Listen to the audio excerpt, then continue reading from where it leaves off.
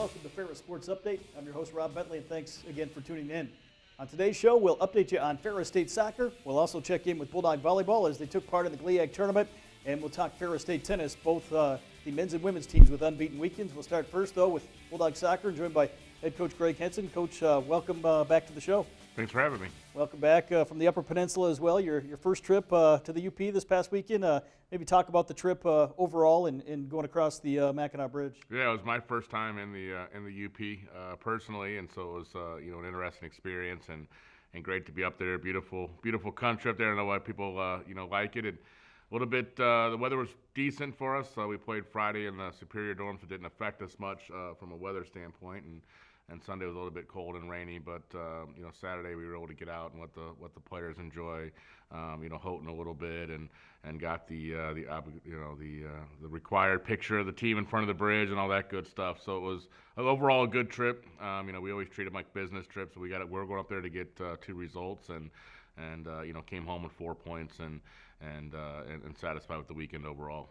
Still unbeaten on the year, got a tie at Northern Michigan, a big win over Michigan Tech, and a couple defensive battles here, but able to hold the opposition scoreless for the weekend. Yeah, anytime you go on the road, in conference, and especially this conference here, you're going to get a couple tough games. And Northern Michigan and Michigan Tech are both 2 very improved teams. Coaching changes over the offseason, and both coaches respectively have their teams playing well, and they came in with certain game plans against us and for themselves, and I think both teams really executed well in those game plans and tried to limit the things that we want to do to be successful, and so we had to kind of sit back on our laurels of being a good, strong defensive team, and came out with a 0-0 tie and a 1-0 win. Obviously, you hear highlights of the Northern Michigan game, and neither team able to score here. What was it like playing inside the Superior Dome? Obviously, a little different for the student athletes. Yeah, it was different for sure, and thankfully, Michigan Tech was great host. Northern Michigan were great host and allowed us to get in there Friday morning and kind of do a walkthrough and get the players used to it. Definitely different surface than any of these players have played on. It's an old AstroTurf field, so not field turf, so definitely different surface than they're used to, and the lighting's not great in spots and pretty dark in the corners, and the banners are in play, as you can see, hanging from the rafters. So, everything about it was unique and different. I think it took us a little bit to once the game got going to settle in. A little longer than we would have liked. In the second half and through the overtimes, really kind of controlled the game and just unable to find the winner. So we take the 0-0 tie and move on to the next one. But a little disappointed. A tie never feels like a tie. It either feels like a loss or it feels like a win, and this one kind of felt like a loss. But I reminded the players, hey, we still in the driver's seat. We still control our own destiny. This result won't impact us if we continue to do what we need to do, and that's finding a win on Sunday. So, we were able to do that, so that was made the weekend a good, successful trip. I know we've talked about it before, but when you're in the driver's seat in first place, getting everyone's best shot here each and every game. Yeah, and I mean, obviously, we're always happy to get a national ranking and a cricket number in front of our name. It always feels good, but it also just increases that target. They're coming out pumped up to make a statement. It becomes a statement game for them, and they really did. They came out of the box. It's one thing with Northern Michigan. They come out flying. I think when scouting them, in their 5 games that they had scored a goal, they scored in the first 8 minutes or earlier in the match. So we knew we had to deal with them early, and then kind of settle in from there. And I thought we did a good job with that.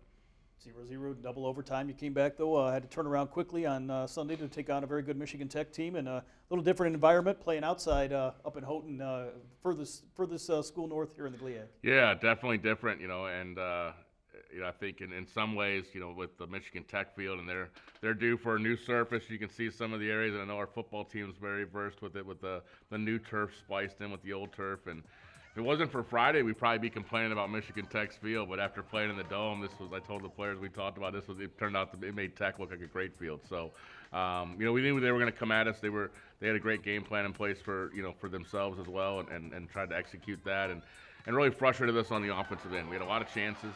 I thought we had a lot of the play. They were able to counter us a couple times. We were fortunate there with that one off the post. They sat back and wanted to defend and counter, and we did a nice job for the most part of snuffing out those counter attempts on their end.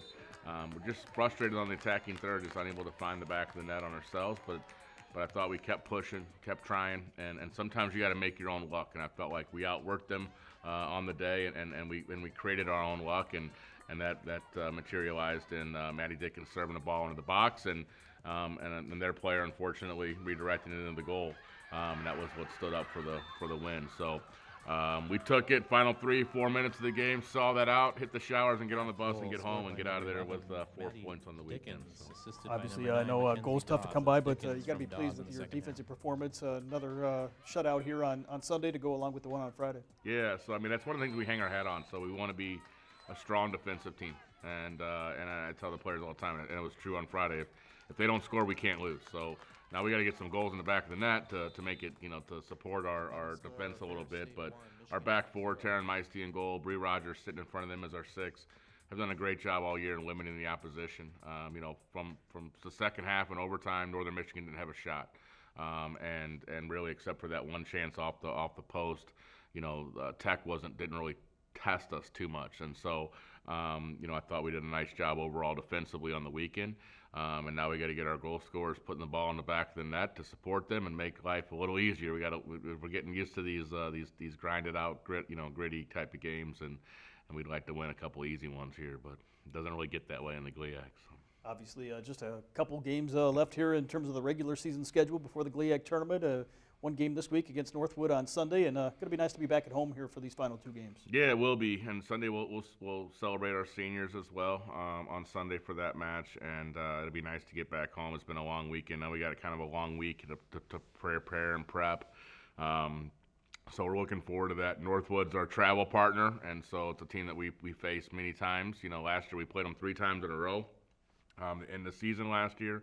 And really kind of they beat us in one of those matches, and kind of that's one of the big issues that kept us out of the national tournament. So there's definitely some motivation on our part to go out and right that wrong, if you will, but we know it's going to be a competitive match. It's a big rivalry match, but we're looking forward to that, and then we'll close it out with Grand Valley the following week before we prep for the conference tournament. So exciting times ahead for us. How big are these final 2 games, obviously, with some teams playing a different number of games, perhaps, in terms of the conference schedule going into the GLIAC tournament? Yeah, I mean, that's kind of we got this goofy point system this year to try to help to balance those things out, and so kind of doing some math, and, I got to get the math majors on the team in the office to figure out where we stand and how it all plays out and what needs to happen and all the ifs and buts and all that kind of thing. So I told our captains in our captains meeting earlier today, we got to focus on us, and all we can do is win the games in front of us and win the games on our schedule. Everything else is outside of our control. But at the end of the day, if we can finish this out, we should be in a good position to have a good argument for taking home a trophy. So it all starts with Northwood on Sunday, and then Grand Valley the following Friday. So we got to win 2 games, and hopefully at the end of the day, if we do that, we finish unbeaten in the conference. That's good enough to get a trophy in the trophy case. So. I was going to ask how finally here, how nice is it to be in this position here after all the hard work that's went in over the past year to be 6-0-1 and leading the conference right now?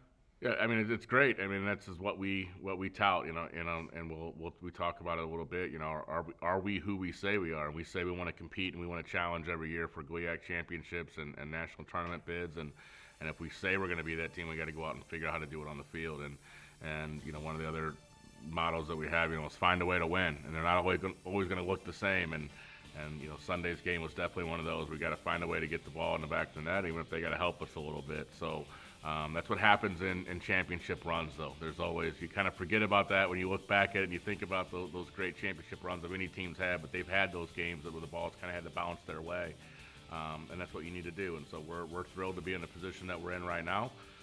But it all changes on Sunday with the result that doesn't go our way. So we got to put our focus back squarely on one game at a time and make sure we get the result Sunday against Northwood, and then we can start thinking to bigger dreams, if you will. Coach, congrats on the success, ranked 16th in the country, and best of luck here against Northwood on Sunday. Thank you very much, Rob. We'll be back with more Ferris Sports Update right after this.